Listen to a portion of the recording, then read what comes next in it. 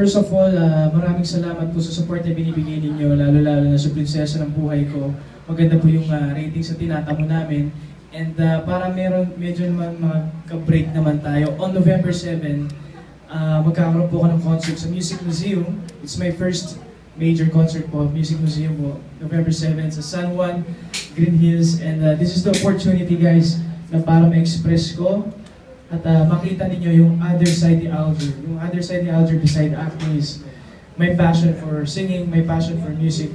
Dito niyo po makikita yung at the same time yung buong pagkatao ko.